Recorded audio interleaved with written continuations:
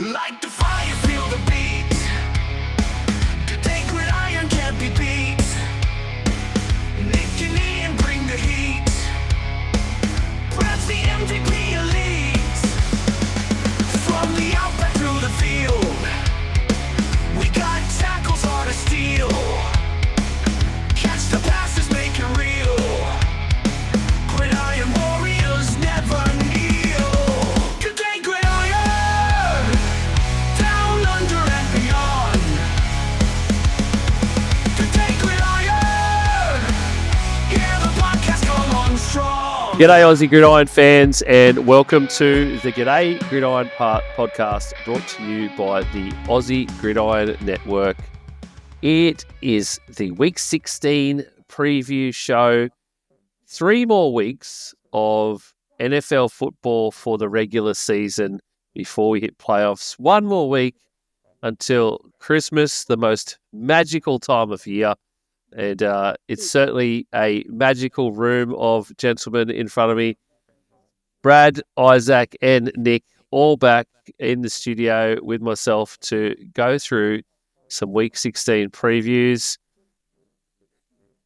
Isaac, let's start with you. How you going, mate, today? I'm good, thank you. How's everyone going? We good? Brilliant. I'm on holidays, so I got nothing to complain about. I get the next 5 weeks off, and that's why this is what makes it worthwhile. Of course, it takes about 7 days for the adrenaline to leave your system from teaching, but there's plenty of TV shows that I can binge watch. So I don't know if you guys are bingers, but I love binge watching TV. And I got hooked into a really good one. I think it's good. The Penguin. I don't know if you guys have watched it, but I've been recommended it. Yeah, I would. I'm only a couple shows in, but I definitely would recommend it. Talk to me about Penguin. We don't get to watch TV in our household unless it's like I don't know, Bluey or I don't know. I know Isaac could be well on that train. I got a 9-year-old who's obsessed with Operation Ouch at the moment. I don't know, British kids TV shows and love it. Little ones shows. Oh yeah. So yeah. Well, what do you do at night then? Like, do you when the kids go to bed? Do you just fart around on the computer, or sit on opposite ends of the couch on our phones, ignoring each other because we don't actually want to speak? There's just silence.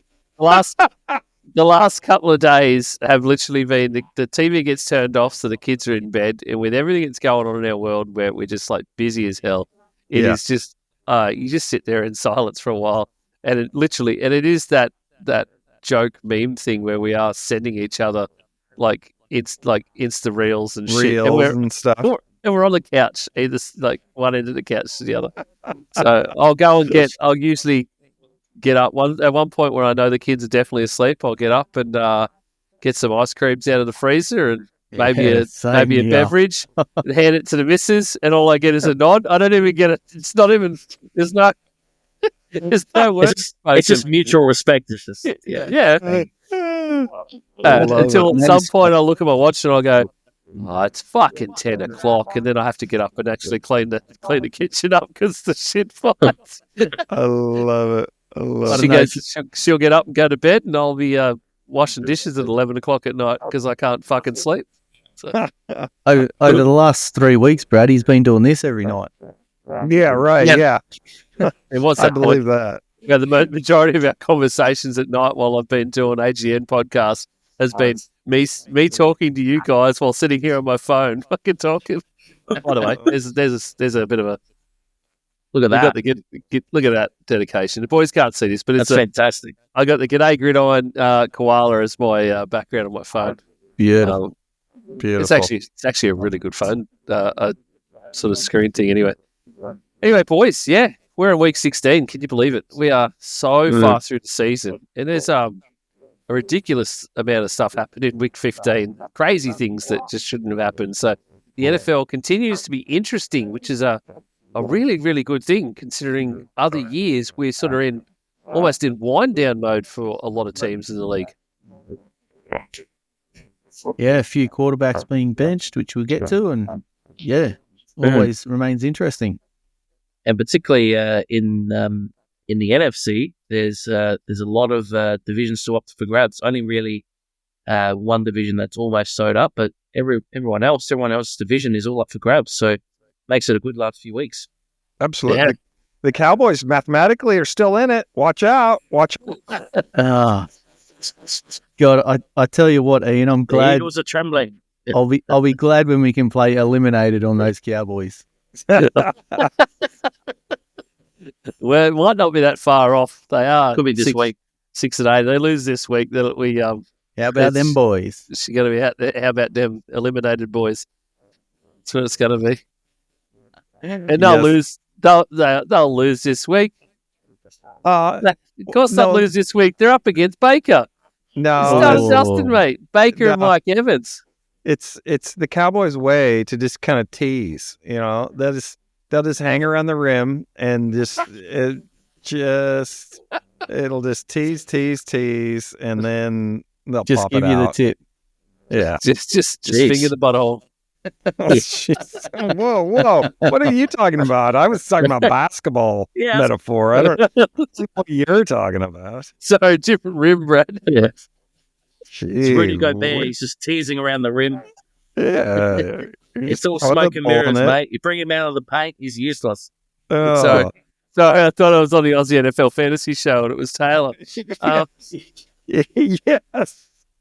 It is what it is. Yeah, like there aren't too many. What do we got? I think we've only got two divisions out of 8 have been clinched so far, isn't it? 3. Yep. Three divisions.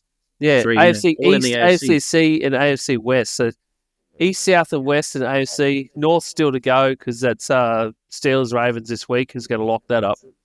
So that's interesting, isn't it? The NFC is going to go right down to the wire in every single division, I think. Man, you Just just the way we like it. yeah, it's unbelievable that 16 weeks into the season with 32 teams and there's still so much up in play. It's fantastic. It's why the greatest sport there is. It's what the NFL wants too. They don't. It Yeah. makes games interesting. So if they can keep as many teams in it for as long as possible, Yep. it's better viewership, more eyes on games. Yeah. Beautiful. I know the Well, yeah. I know the NFC South is largely considered a basket case, right? Because of just those teams that are there. But the NFC South and the NFC West are the only 2 divisions in all of football that don't have a team in them that has clinched a playoff berth yet. Yep. So nobody has absolutely confirmed their playoff berth.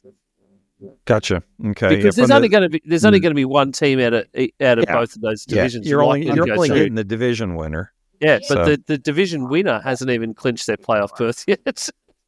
So Right. mathematically, there's still those 2 divisions could be taken by any one of 2 or 3 teams. There's definitely not going to Crazy. be 2 teams from the NFC South, put it that way. No, not for a very long Definitely time. not. Not for a very long That's time. going down to the last hour. No, and we might talk about it a little bit about that as we go along today. Let's hit a little bit of news, a little bit of early news. Lots of QB changes this week. There's so many that have just come out. Obviously, it's late in the season. There's a lot of injuries.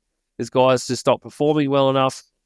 Teams just trying to try different things going into next season. Biggest one that's been sort of thrown around this week, obviously Kirk Cousins out at Atlanta and Penix in. So that's been a massive story. We've been calling for it Yeah. for weeks, though, haven't we? We've been saying you got to change it up. You got to give someone else a shot to try and spark the offense. Nick, do you think they left it too late? No, I don't think they've left it too late because theoretically, if they match the same amount of wins as the Bucks, they would have that upper hand because they won both games over them. So it's maybe not too late, and it's probably, to be fair, it's probably the perfect game for Penix to come in because he's playing against the Giants. Giants haven't got much to play for. They're a basket case of quarterback. Defense is pretty shit. So their run-in isn't that sort of. Well, this week's a bit tough, but the last 2 games that they'll probably want to win. So it'd be a good sort of test for him early on, just to see how well he can handle the pressure and win the games that he should. And if they make the playoffs, then even better to see what it would be like. That's why I say it's a bad move. I mean, I get why they did it to a certain degree, but they still have a shot at getting to the playoffs. And come playoff time, do they really think Penix is going to be able to do anything? To me, it's kind of like you're waving the white flag on the season. I get why you want him to have experience, but if playoff time, I'll take Cousins all day, every day.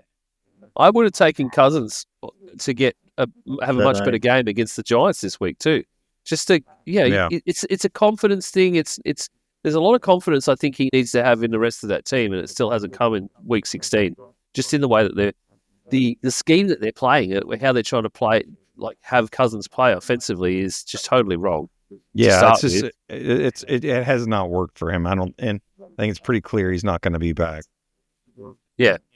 Yeah, it was a very weird move. Like they take a guy that excels at one type of football, which is largely based around passing the ball in timing and getting the ball out quick in timing, and then you try and play him in a completely different system straight up. Like you go out and go after this bloke and give him a lot of money, and then change the whole. Like don't play a system that functions for him. Like the rest of the team are going to be able to play like that. Wide receivers and tight ends, running backs will all be able to play the way that Kirk Cousins had played before in Minnesota. Yeah. So I don't understand why not play that particular style of football. They've just tried to play him completely wrong, and it just has not worked at all. But I don't think in that sense, I see what you're saying, Ian, but I don't think they could play similar to like how Kevin O'Connell would have had it set up at Minnesota, because that does involve, like, the guy can't move. So he can't be out on bootlegs and stuff like that. He has to take a lot of shotgun stuff. Earlier in the year, you could see it early in the year, like he was throwing off his back foot quite a bit. And that's probably why, his sort of ball to like those balls where he has to really thread them through and just really throw on a tight rope aren't as good as much as the season has worn on, because he's had to really rely on not proper mechanics. He's really had to rejig it a little bit like Aaron Rodgers, but he came back, in less time than what Aaron Rodgers did. So, and you got to think Achilles is a big thing, particularly for the throwing motion. I mean, we're talking about another sport, but you look at Kevin Durant, who did it at an older age in the NBA Finals, and it took him like well over a year and a half to come back fully to what he was back to. Like for Kirk Cousins, it wasn't from when he had injured himself to his first game. It wasn't even a full calendar year. And considering his age and he needs it, like it's sad that he's really fallen off this quick, because like he started out the year going quite solid and he had like really good games against the Bucks and that, but it's quite sad how quickly he's fallen off. And I think in the off season it's just going to create headaches, because it's $90 million guaranteed that the Falcons are going to have to eat up, and they've got guys that they got to pay that they've drafted well, particularly offensively. They don't want to be eating up that cap and then dealing with guys that they're losing offensively, and then still wanting to fix up their defense. So they're in a really, really bad spot now for the off season at least. Even if they cut him, it's still $30 million. Yeah. That's obviously after after the season's done. I think post 1st of June cut would probably be. So it's still going to be a lot to sort of eat, and you got to rely on what the Broncos did when they cut Russell Wilson, and they got to hit on all cylinders with Sean Payton coaching out of his skin, and Bo Nix having a quite a good first rookie year. So I mean, they're not the example, but that most teams will be able to get to. But it's quite difficult to be able to make it work when you've had to rejig it and eat a lot of dead cap. I think there's a similar scenario here, though, as with the Russell Wilson scenario, though. It's I feel like if Penix plays well in these last 3 games, regardless of whether they get to finals or not, the playoffs doesn't matter. But these next 3 games, I think if he plays really well, they see something out of him. Like, yes, it can work. Then I think that they'll cut Cousins, and like he'll go like waivers easily, and he'll get through waivers because no one's going to want to pick up that amount of money, same as Wilson did. And then someone's going to be able to pick him up for league minimum for next year. The Browns So yeah, that's where it could be the Browns. It actually could be real. But that's where I think it's a Jets move too. I reckon it's a New York Jets move. I like the Jets. I like that. It just seems like a Woody Johnson play. They're not going to bring back Rodgers. Yeah. Yeah. The only reason I say the Browns is because their head coach was his OC for the first 2 years in Minnesota. So wasn't he with him at Washington as well? was he? Okay. I think was he? I don't can't know. remember. I was asked that question, Brad. That was a question, not a statement, Brad. At least if he goes to the Jets, between him and Aaron Rodgers, they'd have 2 functioning Achilles between them. So, at least it's onwards and upwards from there. That is very right, mate. Yes, it is onwards and upwards from there. Yeah, so it's a very, very interesting situation with him right now. Look at us breaking down the off season of Kirk Cousins for 10 minutes. Well, hey, we're gonna have to probably break down Kirk Cousins in the off season. You know what the off season is going to be all about, don't you, Brad? It's going to be, and I was wrong, by the way. He wasn't at Washington. Stefanski was all Vikings. Okay. Yeah, he came straight out of college, out of Penn to the Vikings. Yeah, the off season now is going to be Kirk Cousins and Aaron Rodgers. Yeah.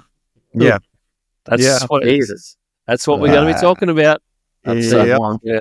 So another QB change this week, which is in that same game that we were just sort of having a bit of a yarn about with that Michael Penix Jr. will be playing his first start in.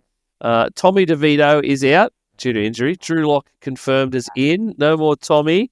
Tommy Cutlets is out. Drew Lock in. Drew Lock played pretty well last week when he did come in for DeVito. And by pretty well, I mean by pretty well for New York Giants standards. So he's out. Will Levis officially out. And it is Christmas, so Mason Rudolph is in at the Tennessee Titans. And I remind everyone, the boys on the text thread just this week, Mason Rudolph, this time last year, came in for the Pittsburgh Steelers, announced the starter Christmas week, so we're 1 week ahead of ourselves. But then he went on a 3-win winning streak, courtesy of Mason Rudolph. He really destroyed him in the first week. I think it was the Bengals in the first week. The Steelers absolutely destroyed with Rudolph and got Mike Tomlin his deal with the devil tick to get just over 500. Got them sneaking on into the playoffs as well, and then went down in a playoff game to the Bills, where he actually did play pretty well, but he was just way outclassed by a Buffalo Bills team that were way better than the Steelers last season. But here we are, 12 months again. Mason Rudolph in as a starter. 3 games left in the season. The only real difference is the Titans have no chance of getting into a playoffs, and there are probably no deals with the devil done at the Titans at the moment. So who knows what's going to happen? It'll be crazy. If he plays better than Will Levis, people he can't play any worse. I mean, Titans fans are just going to explode if Mason Rudolph wins some games. Oh, he's going to win. He's going to win 2 out of 3. The Jags and the Colts. Yeah, I think you're right. And then they're going to be worse off in their draft picks, and Titans fans are going to be furious. Titans are at plus 3.5 to the Colts this week too. Wow. So yeah. Well, it's because like what we said earlier, I think Nick pointed it out in the green room. The Titans defense is pretty good. Yeah. So they'll win these 2 games, and instead of being a bottom 5, they'll be like a top 10 pick. Such a 49ers move. Yeah, it's such a 49ers move. Jameis Winston officially out at Cleveland. DTR is back. So no more inspiration. No more pre-game inspirational speeches. It's horrible, I tell you. It shouldn't happen. It's poor Jameis. The Lord has answered his calls to relieve him from interceptions by benching him. Yeah, exactly. Yeah, quite. Yeah. It's not the way that he thought, but the Lord does answer. Ask and you shall receive. Near his birthday as well. Thank you.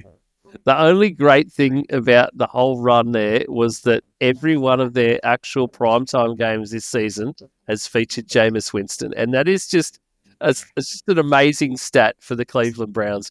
Just every primetime game that they have played had Jameis Winston as their starting QB. It's all And scripted. we went through all of the Church of Winston, and it was just so amazing. I don't have any Jameis drops, and I need to find some because, I think they're going to be amazing on this podcast if I can find some. Yes, The league they is a will be. better place when Jameis is doing press conferences. Oh, 100%, Brad. Or just all the you don't see a lot of it, Brad, but the social media with all of his pre-game speeches, they are just when he's firing up all the guys in a huddle in the change room. It's just so good. I love it. I seen one the other day where they called him in and they were like, Jameis, take us out. And it's normally like a 2 or 3 second thing. Jameis went on for it's about like a 30 full minute. seconds. and, he, I've seen that. and then he asked Ryan Fitzpatrick, how'd I do? And Ryan Fitzpatrick goes, I think you went a little long. It was hilarious. It's Love so it. good. It's so Love good.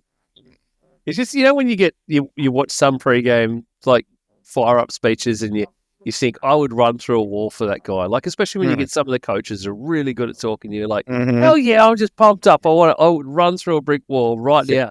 Give me 10 of them even. But you listen to James's speeches, and it's not like some people find it funny and like, oh, this guy is so over the top and this is ridiculous. I watch him and like, It's fantastic. I just go, I love this guy. How can you not smile? Listen to this guy. I reckon Absolutely. If the Lions sign him as a backup, I reckon it'd be brilliant viewing between him Him- and Dan Campbell Him and that Dan locker room. Campbell. Oh man.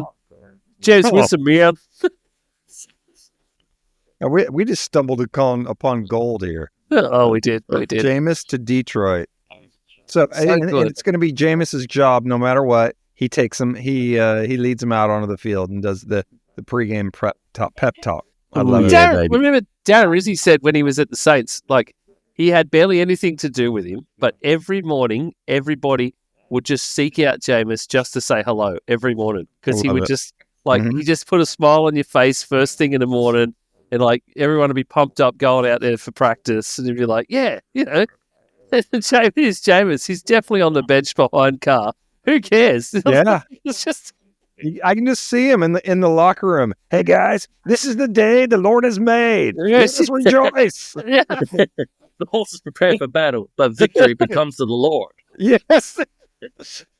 Put on the armor of God, and you will be victorious. What a I guy! love it. What a Yeah. guy! It's so good, so good. And thanks, boys. I've got Jameis drops for days now.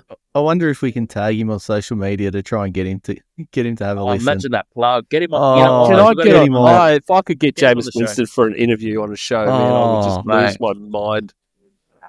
Oh, Just to the it moon. would be, it'd be oh AGM yeah. Well, I'll tell you stops what, to the there's moon. something glorious that I found this week, thanks to social media, is Xavier Leggett on a podcast with a few other guys. I think it was there's might be some Amon Brown Ross, brothers. Browns. I know what you're going to there's some say. Browns. Yeah. And Xavier Leggett, and they're just flipping out because they're asking him about food, and he's telling them that he eats raccoon and stuff, and they just go, "What? You do what?" And their face is just amazing. What? He would you know how many be guys cancelled. He would be came out? cancelled in Australia. Oh, there was lots of guys that came out and said they've eaten raccoon. It's a lot of those guys from the South. They Well, he straight up Raccoon. says it. Yeah, we Yeah. catch a coon, we go skin it, and they're saying, "Hell, like, do you do it?" They goes, "Yeah, I skin it, I cook it." Like he talks about it, like it's so yeah. Crazy, isn't it? But he Coons doesn't even and- call it raccoon. He just calls it coon. And it's just like, yeah, coons and squirrels, man. It's just oh. And then Love it. and they asked him about being in Germany, and apparently half the team didn't eat in Germany because none of them could stomach the food. Serious. Yeah, because it's so different to what any of them are used to eating. Mm. 'Cause they're all from Carolina now. Wow. Apparently, they took him to a steak restaurant. It was just terrible, and they didn't eat. Really? Yeah, They it was couldn't. They couldn't load up on sausages and liter beers. yeah. So I would, if anyone's curious, just go find us some Brown Brothers podcast with Xavier Leggett. It's just hilarious as shit. If even better if you can find a video version, look for a video, the video version. Yeah, and you just watch their faces when Xavier starts talking about eating raccoons. All right, one more bit of QB news for the week. Boys, did you know Patrick Mahomes is hurt? But, What? but he's okay enough to do full training and take the field against the Texans so that all the shill media in the NFL continue the narrative that he is a hero and so inspiring to everyone while he manages to play pro football and get paid $45 million a year to do it. I think there's only one person pushing that narrative. I think, and that's you, Ian. Yeah, No, yeah. I've heard it. I've already heard it. It's unbelievable. And he says, Patrick Mahomes is hurt. He's going to have to try and play through something in the playoffs again. I'm like, cut it out. We've already been here. We've played this. We've read this book. Like, we've played this record. Move on. I love it. Are people aware of how we played last time on a high ankle sprain against the Bengals in that championship game and then the Eagles Super Bowl? Like, Yep. honestly, who cares? He's just going to roll up and do the same thing. Doesn't matter. Yep. High ankle spraying in inverted commas God. there, mate. It's like, Doesn't matter. full on air quotes. That We've wasn't seen this real. movie before. Yeah, we've seen it. And Give me some Carson Wentz. it's a Hallmark movie at this point. Like the Chiefs Hallmark movie that came out this week. So, none of you know about that? I have no idea what No. you're talking about. No, There's a Chiefs Hallmark movie, or a Hallmark movie based in the NFL, mainly based around the Chiefs themselves. Some love story or something that happens. my God. and Taylor shit. Swift and Jesus. Trevor Kelsey. No, it's two fans and all this sort of shit, but it actually features like Donna Kelsey is in it, Big Red's in it, so Andy Reid's in it at one point. Like, Wow. anyway, it's all Chiefs stuff, yes, and it's a full-on Hallmark I'll tune movie. in if Jason's in there. That's it. I think some of them are in there, mate. Yeah, Just Jason That's- Kelsey. That's awesome. with his That's shirt off, running through a Hallmark movie. Buffalo. Knocking phones out of people's hands and drinking beer. All right. I guess we could shoot the shit for another half an hour and we'd be done. Yeah, we've already done that. Or we could get on to a few games for week 16. We've changed the format a little from previous weeks where instead of me just telling the boys the games we are previewing, I've asked everybody to choose a game this week. Choose a game that we're here for. What are you here for in week 16? The ones that you want to watch. So the boys have all chosen one. We've done a little bit of homework on everyone's. We're going to start off with Brad. Brad, what game are you here for week 16? Oh, mate. I am so here for the Pittsburgh versus Baltimore game. It is a huge, in the words of my commander-in-chief, this is a huge game for both teams. So that doesn't if the sound like Camilla. if the Steelers win, they clinch the North, the AFC North, which is going to give them at least one home game, which for the Steelers is huge. And if the Ravens win, Huge game. Huge. If the We Ravens gotta win, get the division. We gotta get it. we're just gonna. We were already Split gone off division. the rails. Crazy division. Crazy. We're gonna run him Lamar, and he's gonna be out of the MVP race. Sorry, Brad. We're just You guys are nuts. No, it's all good.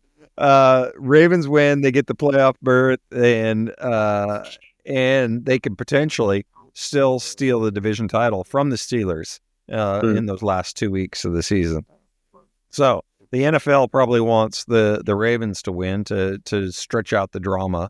But the problem is the Ravens, when they go up against Tomlin, the Wizard, their offense seems to fall apart, and it's unreal what Tomlin has done with them. If you go back all the way to 2019, when they play Pittsburgh. So in the 2019 season, the Ravens had their third lowest scoring total for that season. In 2020, their lowest scoring game came against Pittsburgh.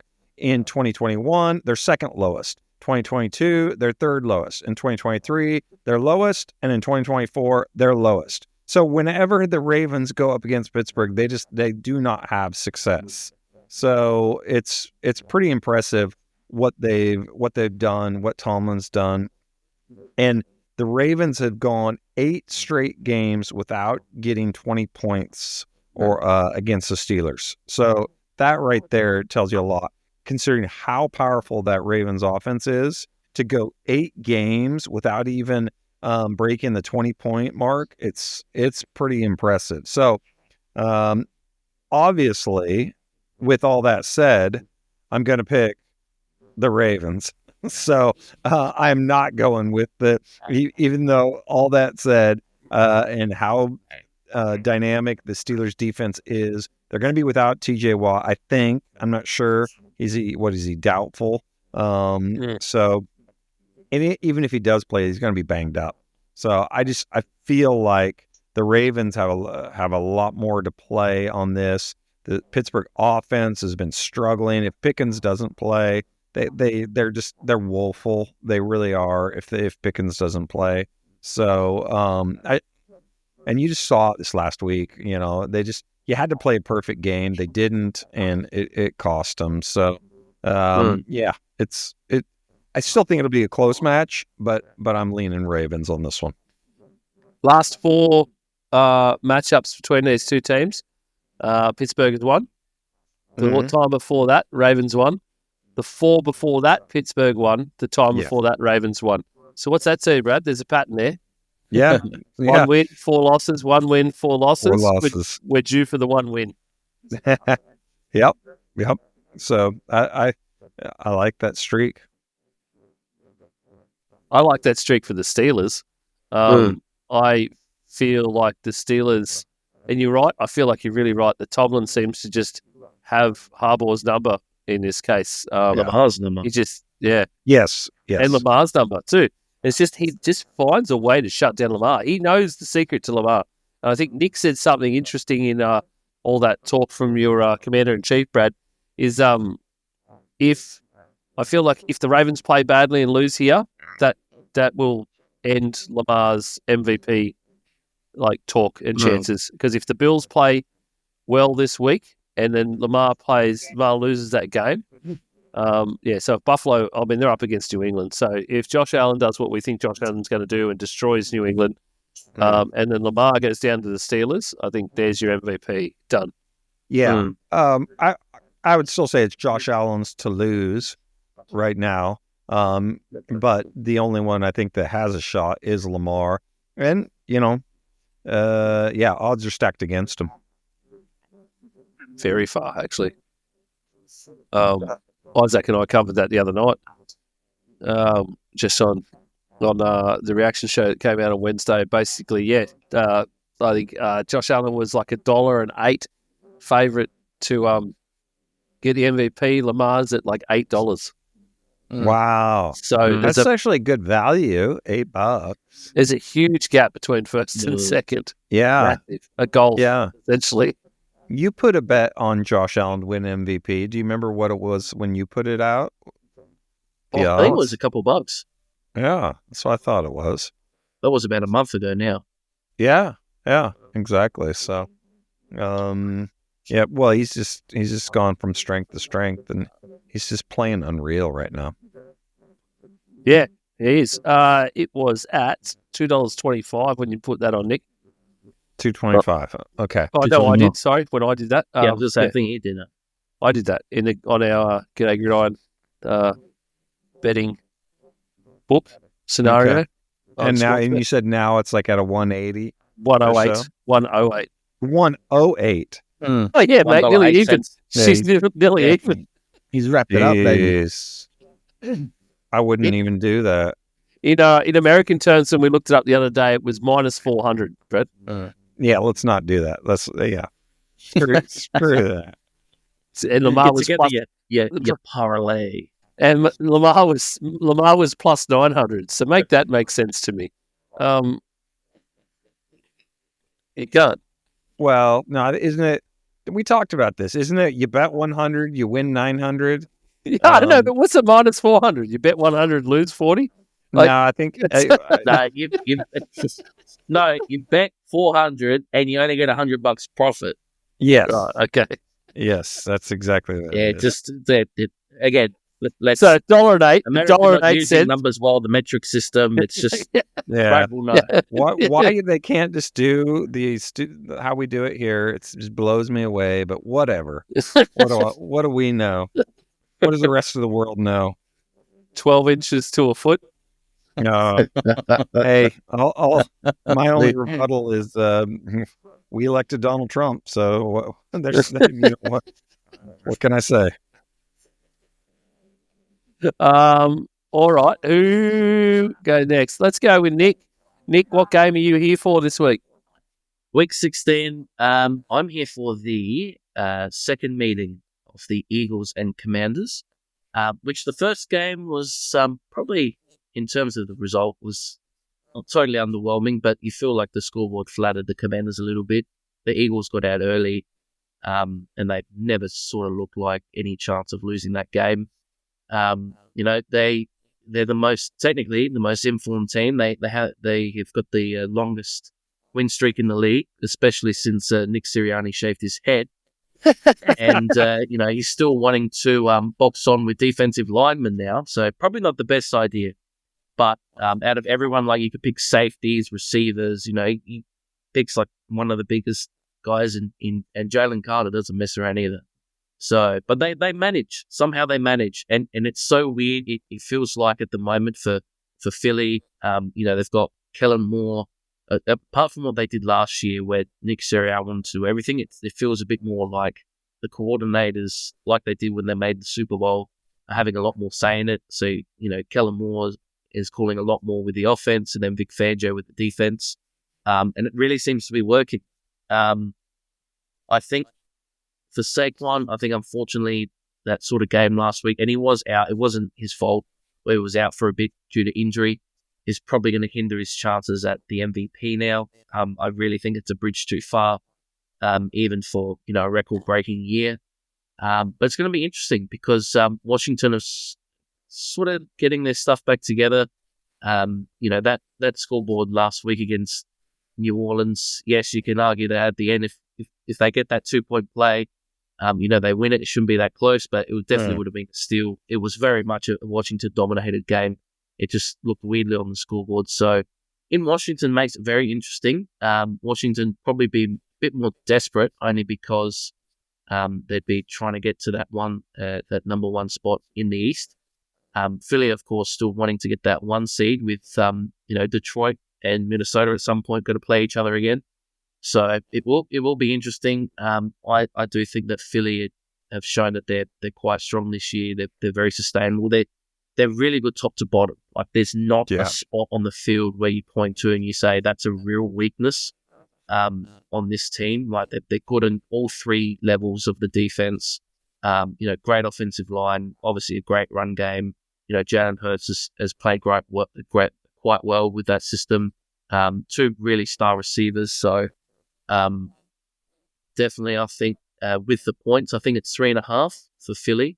I'd probably take that. It will be a bit closer than that last meeting that they had, but I think Philly would walk away with this one and clinch that division on this game. Yeah, I feel the same. Yeah. What blows me away is the Eagles' defense on this. The last time they lost, people still thought Kamala Harris could win the presidency. So he was still yelling at the fans. Yeah. They haven't lost since September. So it's just unreal when you think about it. That seems like that back when people thought the Saints were going to be good. So that's how long ago it's been since they lost. And what I love is that defense has held teams 9 of those 10 opponents to 20 points or less. So, and they're only on average giving up 15 points a game, which is unreal for an NFL defense. So, yeah, it's that. I think because of attrition, because of the Detroit injuries, they very well could be the best team in the NFC. So it's, which I hate saying, golly, I do not want to see the Eagles in the Super Bowl. Oh, goodness me. In saying that, their last 10 wins, they've won 10 on the trot. The wins have come against like the Steelers. Like the Steelers, only noticeable wins are the Steelers and the Ravens. Yep, fair point. Yep. You started with the Browns, Giants, Bengals. Like that's one there. Jaguars, Cowboys, Commanders, Rams, Ravens, Panthers, and Steelers. Like there's not Chiefs or someone in there, you know. Very, very true. But I suppose you can only play who's in front of you. But a lot of those games against those struggling teams, like they have put a lot of those teams away. So it's not like most of those games are sort of scraped by. Like the Jags, I think they smashed the Giants. They smashed. So it's not like they've been sort of cruising even in those weaker teams that they've played. Defensively, like you said, Brad, it's probably been the most impressive part. Equal first in opponents' points per game, first in opponents' total yards per game, first in opponents' passing yards per game, and seventh in opposing rush yards per game. But it's still, compared to what it was last year, it's leaps and bounds ahead of what it was from back then. And it feels like that defense in particular is a lot like what it was 2 years ago. Offensively, they sort of have a different identity. It suits them more with Hurts being dynamic and Saquon. I do agree that they're probably in that box seat as the NFC. But again, when it comes to the playoffs, there'll be a bit of concerns with this for the Lions as well with the coaching. But is the coaching going to get in the way for them when that game becomes close and they play those teams tight in the playoffs? Are we going to trust the coaches in those spots? If Nick Sirianni is going to stay out the way and it's going to be a lot more delegated to his coordinators, that I think they'll have a much better chance. Saquon Barkley has scored 1,688 yards so far this season. 322 yards off the 2,000-yard mark. Yeah, so he won't break the record, obviously, but that's 2,000 yards is elusive for a lot of running backs, though. Oh, it's unreal. I mean, the benchmark is you get 1,000 yards. Like if you got 1,000 yards, by the same token, Brian Robinson's at 950. Yeah, same amount of games. Yeah. Oh yeah, no, what he's done is phenomenal. And nobody would say Robinson's had a bad year. People would say Robinson's had a good year. I think at the times as well with Saquon, I mean, he won't break the record, but getting that close in an era where not many teams run the ball as effectively compared to when Eric Dickerson was playing. Yes. Yep. All right. The game I am here for this week is Texans at Chiefs. Oh, Chiefs at Texans, rather. Other way around? Oh, no, Texans at Chiefs. Texans at Chiefs. I had it the right way around. Yes, you could probably consider from what I said earlier about Patrick Mahomes that I've taken this as a bit of a joke. But I haven't really, because I want to see a few things here in this game, and I'm really here for it. The Texans haven't lived up to the hype that we thought that they were going to this season. Last season, obviously, way better. A lot more talk, especially around CJ Stroud. He just played out of his skin last season. Hasn't been as good, but has still quietly just achieved this season. He's currently on just over 3,000 yards, 17 TDs. The 9 interceptions that he's thrown this season, though, are a tad worrying. Mahomes, by comparison, when you look at this game and just overall, Mahomes is only about 100 yards ahead of him in terms of thrown and only a couple more passing TDs, and has 11 interceptions, which is very un-Patrick Mahomes-like. The Chiefs also haven't scored over 30 points in a game all season so far. Not a single game, and they are 13-1. They are have not scored over 30 points, and they are one of only 4 teams in the entire league to achieve that weird stat as well. And the others are all eliminated. Wait. Who are so the others? 3 others. Mm. Okay, one of them's got to be the Giants. Yep, that's one. Okay. Isaac, help me out here if you can think of one. Another one. Tennessee. I think I know all 3 or all 4. You do. So Yeah. we obviously the Chiefs. We got the Giants. Yep. Give me the conference. AFC. is one of them. Not the Titans. No, AFC, AFC. Raiders. Yep. and the other one's One more. AFC. I One couldn't tell you who the last one is. Patriots. Oh, of Patriots, course. Yep. So Patriots, Giants, and Raiders, 3 eliminated teams, hadn't scored over a 30-point mark yet to top that 30-point mark. The Chiefs are the 4th team in that bunch. Okay, so Chiefs at 13-1. What's the win totals of the Giants, Raiders, Patriots? The other 3 About- combined. The other about 3 combined are 9. 7. No, the other 3 combined have a record of 7-34. Yeah, there you go. That's amazing. So- That is amazing. So that's All how about defense.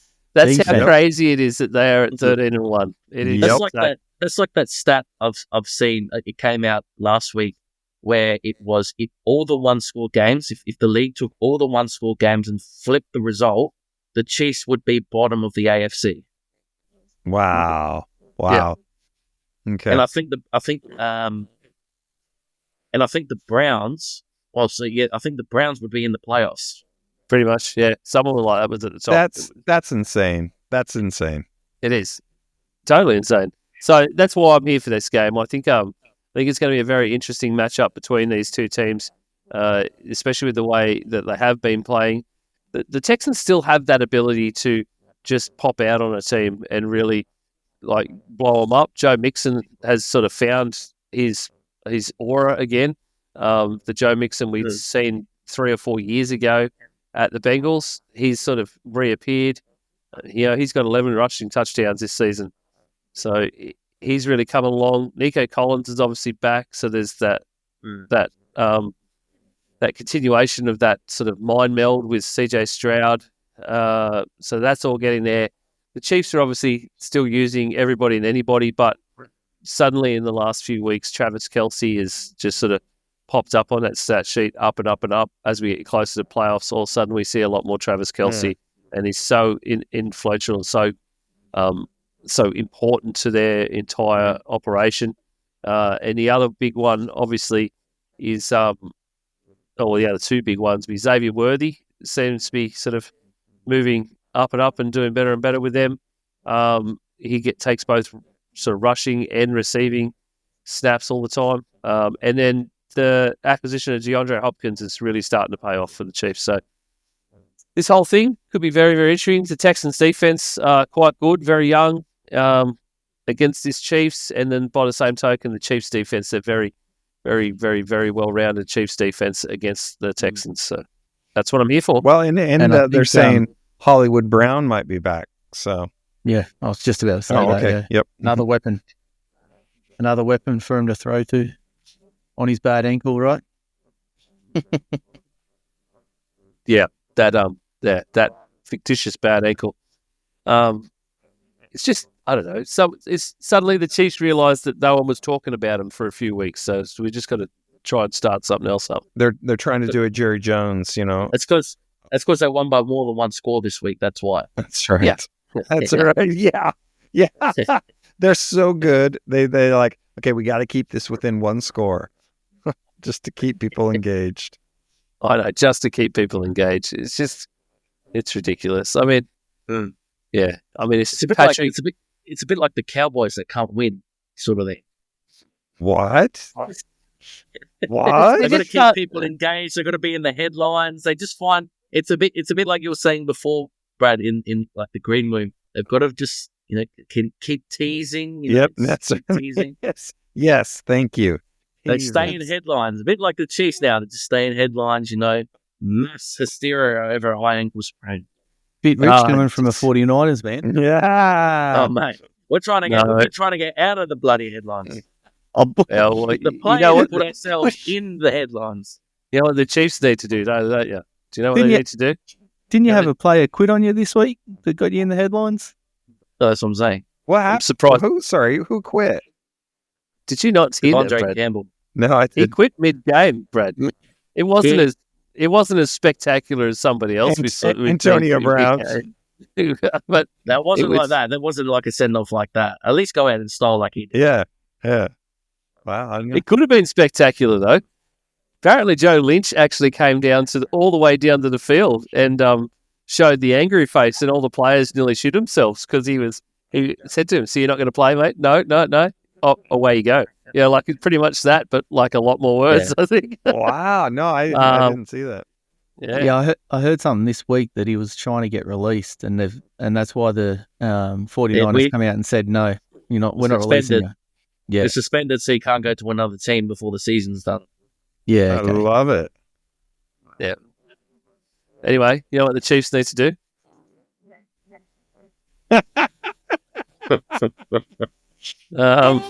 Don't bring that back, jeez. That's all they need to do. Isaac, do you want to finish us off with games that we're here for? I am here for this game because it's got so many repercussions for the losers, which is the Vikings versus Seahawks. If the Vikings got the loss they needed from the Lions against the Bills, which draws them level on 12-2 with the Lions, but the Lions hold the tiebreaker, and the Seahawks need to get back into the winner's circle after losing last week to the Packers and relinquishing top spot in the division to the LA Rams. And what I think it's going to... Kenneth Walker needs to come back for the Seahawks to give him a chance in the run game and start some play action. Gino isn't listed as questionable. He got an injury last week and went off, and Howell come in. So he'll most likely start, but the questionable tag is on Walker, Charbonnet, and DK Metcalf. So that's not a good sign for the Seahawks. The defense has been playing really well, but the offense has been up and down. It is at home, which will give the advantage to the Seahawks. But how can you have an advantage against the Vikings defense and their offense? I mean, they've got the offense there. I would say they've got the best wide receiver core in the NFL right now, with Jefferson, Addison, and Naylor. Yeah, I don't see anyone else having those three targets. And then the running game, you've got Jones and Akers to back him up. I wasn't high on the Vikings at the start of the season, and losing Kirk Cousins and picking up an unknown in Sam Donald, but they've really impressed me. And I mentioned in our overreaction show that if the Lions do go down with injuries, then the Vikings would be the favourites to come out of the NFC and go all the way to the Super Bowl. Fair call. Yeah, I think this game, to me, it all comes down to Geno. If Geno's banged up and is less than 90%, then I don't think they've got a snowball's chance. And you know what? Because Howe come in last week and was horrible. Yeah, you'd say hell, Brad. Nothing's going to happen. Hey, double hockey stick. Hey. That was what we were allowed to say when I was growing up. Don't tell James. Yes, exactly. Jameis knows hell exists. Oh yeah. He played for the Browns. He also had Todd Bowles telling him to throw the ball 400 times a game when he was clearly getting interceptions. Yeah. Oh gosh. I just think, Seattle, I thought their defense kind of turned the corner, but the last week they clearly hadn't. So, it's going to be, I think it could be a long day for Seattle if Geno is not playing 100%. I think it's going to be a very long day for Seattle, whether Geno's playing 100% or not, because Kenneth Walker was still like more than questionable Yep. before Charbonnet suddenly is questionable. I think they were going to keep him out a whole extra week because Sharps was actually doing pretty good without Walker there, and he usually does without Walker there. But they could be without their top two running backs. They've just gotten back. Missing some O-line too, the Seahawks. Oh yeah, Yep. big time. Yeah. DK Metcalf is, whilst he's still the number one, it feels like JSN's quietly taken over that tag. Oh, He's getting 100%. more and more receptions, more targets, rather, more receptions, big stuff as well. Tyler Lockett's not really playing that great, so receiver call wise, they're down. And then you've got, if Gino's not playing good, the other real danger for the Seahawks offense is Andrew Van Ginkel and Jonathan Grenard for the Vikings. 15 sacks apiece on the year so far. These guys haven't missed a beat, played 14 games apiece. They haven't missed a single game yet, and they are absolute monsters. Easily the two best pickups outside of Sam Darnold, like even without Sam Darnold, two best pickups that the Vikings have done in the off season was signing those two. And that was before Sam Darnold. So I would put Sam Darnold as the third best one in all of that. So yeah, I think it'll be a hard day for the Seahawks. I'm not calling too much. I don't like to do it. You know that. I'll be sweating bullets during this game again because that's the life of a Vikings fan, and they're going to take it right down to the wire. We would be on the opposite end of luck if we were to reverse all the one-score games too, Nick. Don't worry. Yes, I mean, it's one of my bets for later on, but no worries here at all against Seattle. And you know what? I'm going to say another thing before they come down to the basement with us in this division. I don't know if you guys saw last week, but you know, this Seattle 12th man stuff, that's a myth now. I tell you, 60% of that state, it's like playing a game in LA or in Vegas. Most of it was the Packers, all Packers fans. So, you know, the Vikings fans, they're in good form. They'll come across. Home ground advantage is not that bad. It's not that good anymore. Yeah, apparently all the Seahawks fans all sold their tickets to Packers fans, and they were all there giving it. They were all there giving it the Go Pack Go stuff, and Roger said he heard it. Wow. Wow. So the Packers fans travelled to Seattle to watch Seattle beat Jazz. Jeez. What is wrong with Green Bay fans? Why would What you? is wrong Why with would you go to Seattle in December? It's just gross. Well, it's not like voluntarily. Yeah, it's not like Green Bay is the bastion of cosmopolitan. Well, it'd be sunnier weather than Green Bay. This is true. It would be much more balmy. Yeah. But the fact that they went there just to yell "Go Pack Go" constantly at Rogers, it's just love it. I love it. Ultimate troll move. Yeah. So you're right, Nick. It's probably going to be full of Vikings fans. Absolutely. Don't worry, they're coming down to that basement with us. How cool. Now, Ian, you're a Vikings fan. I got to ask you this. Personally, I loved those uniforms that they wore last week. I love them. I thought those looked like the best uniforms I'd seen since for any team this season, personally. So I'm curious to know what you thought. I started about 5 minutes into the game. I was looking at prices online. I love it. I think I can get a jersey for about $160 at the moment. The whiteout one. Had they ever done those before? Yeah, they've done the winter whiteouts for quite a few years now. The helmets is the bigger change for the last few seasons. I love it. The last few seasons we've been wearing the purple helmet with the white strip, and they went to white helmets, full white helmets this year. I thought it looked really good. That was the biggest change. I think the helmets with the really cool. With the white horn as well. Mm-hmm. Like it has a whole white thickness. There was the only bit of purple was the outline of the horn. Yeah. And then they had silver on the arms for full whiteout. Yep. And then they had Vanilla Ice playing at halftime. Just to complete the ice theme. It was a full iced out stadium. I love it. Yeah, it's amazing. All right. Thanks for sticking a Vikings game in there, Isaac. No worries, mate. All right, let's get on to something else.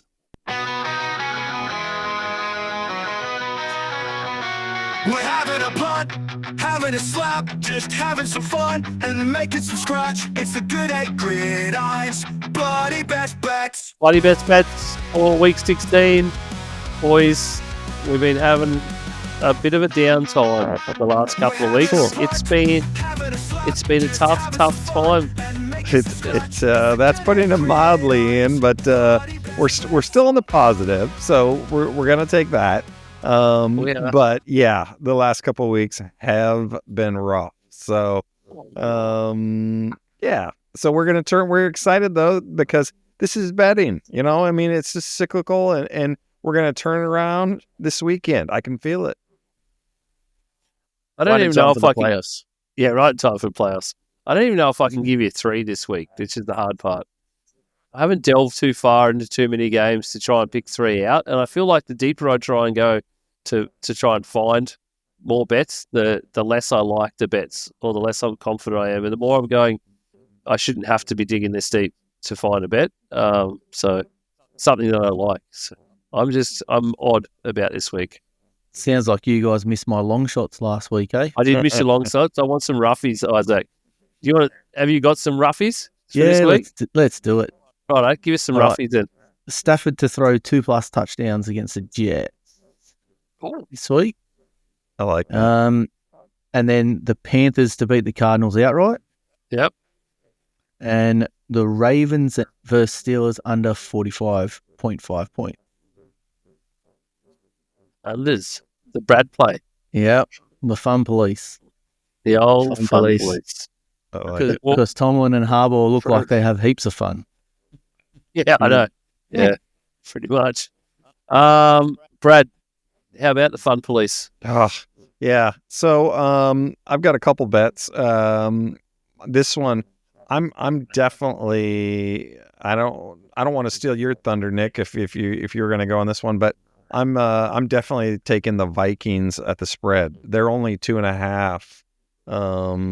They're only having to give up 2.5 points. So against the Seahawks. So I'm definitely taking the Vikings on that one.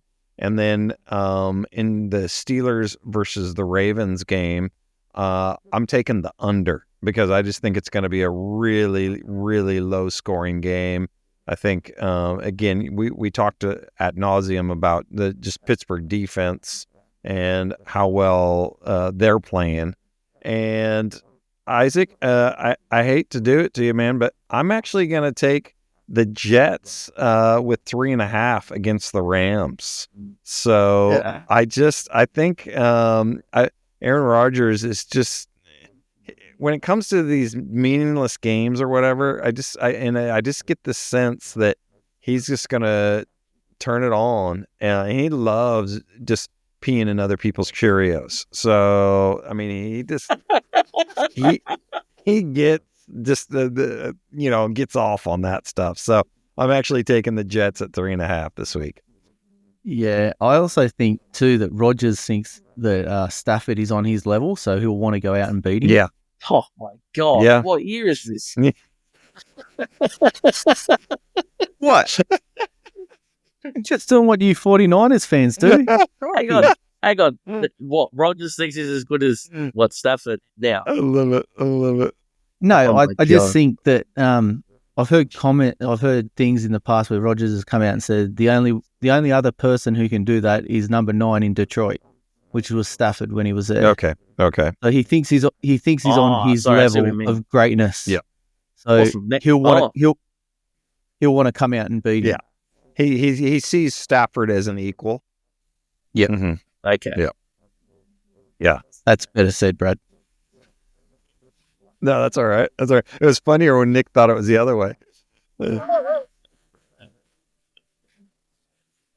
know, Good that's save. funny. Oh. Nick, what do you got for this week? 1 or 2 again from last week. My lock of the week for Atlanta, taking the points, was the only My one. lock of the week is you going 1 and 2. Oh. This week. I'm taking the Vikings off now. That's it. That's all right. Good. Under the radar is better. Even Debo screwed me over last week. You know, like in the movie Friday where he gets knocked out by Ice Cube. Man, that's what's happened with this dude. Get ready to learn Chinese, buddy. That's where he's ending up. Such a shame. Such a shame. That's That where one. he's ending up. Anyway, this week I've gone all favourites with the Lions. So I've actually got a little bit sided with Isaac with this one, but more so with the team. The Rams -3.5. I'll tell you what, if Stafford throws 2+ touchdowns, they'll win easily. Put it that way. I can't see Rodgers maybe throwing 2 or the Jets putting up 2 altogether. Especially if it's going to be cold out there. 3.5. West Coast team coming east would play some factor, but I still think the Rams will be good enough. Defensively, still quite young and they fly around the field. Offensively, they'll be much better this week. So 3.5 with that one. The Vikings -2.5. I'd take it at about 5.5 as well against Seattle. Yep. Even though Seattle's got the extra break, I don't think it's going to matter that much. I think top to bottom, Minnesota's a better team. There's too many outs, as we mentioned before, with Seattle. So definitely think a field goal is going to be enough for the Vikings.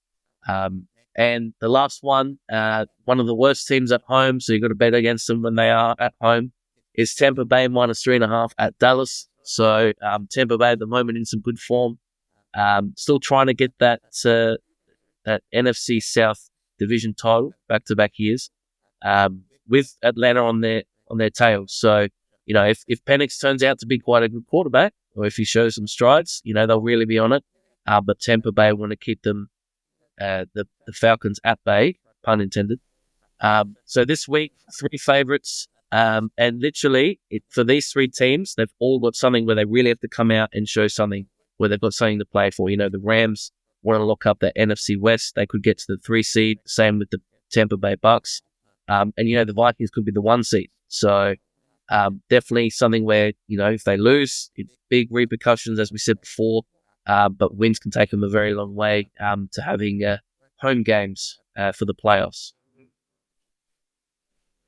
All right, I'll give you a couple. I'm not overly confident, but I will give you a couple. I'm so not overly confident, I've already put the bets on, boys. Browns-Bengals over 46.5 points.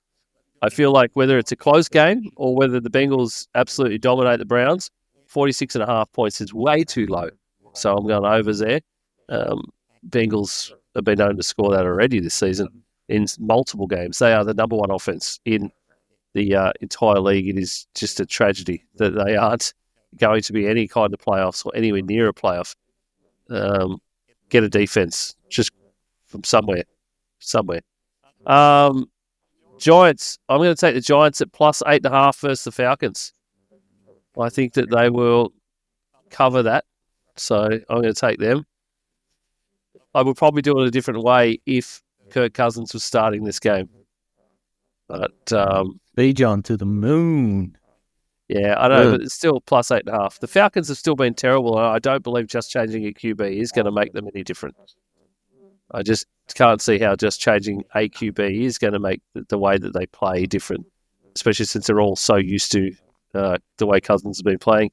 And then Seahawks, Vikings over 43.5 points. Over? I'm Okay. going to take the over on the Seahawks Vikings game.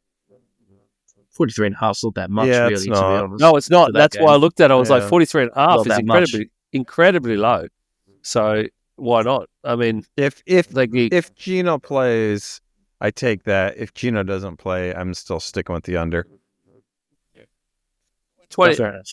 20 points apiece, really, for each team is the way I look at it. You put that in half, that's, you know, Well, look at you, math major. yeah. Look, there you go. Or if Gino doesn't play, the Vikings could score 42. failed, man. Yeah, well, that's yeah, it. there is that. Yeah. There is that. I don't want to give you an opportunity to geek out on us again. All right. That's bloody best bets for this week. That's week 16 game previews for this week. That's a whole heap of shit talked at the top of the show for this week. So we are absolutely done and spent for week 16. Week 17 is going to be a little bit of messy. There'll be a bit of change around just because of it's Christmas. And, hope everybody has an amazing Christmas, but we are going to enjoy a little bit of time off and do some different things on that week. So you'll probably hear a couple of game previews in amongst the reaction show for week 16 when Isaac and I do that one, and a couple of other previews later on in the week. And then hopefully a chat is going to come off with Marky Mark, our resident guru for draft and college. He's going to do a bit of rookie report cards with me for the 2024 season. So hopefully, fingers crossed, you'll hear all of that Christmas week, as well as this will come out. Obviously, we hear listens for Saturday. Aussie NFL Fantasy Boys will be back again tomorrow on Sunday, so you'll hear that for the starts of the week. Thank God I'm not picking starts of the week this week, because last week was abhorrent. So tune into that. Catch us on our socials. Submit some reactions for Isaac and I to talk about on the other side of the games. We want to know your thoughts on all of these games, so you can catch us on our socials. You'll find all the links at Linktree/Aussie Gridiron Network. Please check everybody out there. And until next week, thank you very much from myself, Nick, Isaac, and Brad. And see you later. See ya. The Gday Gridiron podcast is brought to you by the Aussie Gridiron Network, a network of Australian podcasts bringing the fun and a little bit of the Aussie larrikin to the NFL and fantasy football. Check out our other amazing productions. Australia's #1 fantasy football podcast, the Aussie NFL Fantasy Show. Everything about the local game at Aussie Gridiron today. Manjot's Pastry Press on Instagram and YouTube, and Australia's very own Dynasty podcast, No Huddle Dynasty. Find links to everything at Linktree/Aussie Gridiron Network.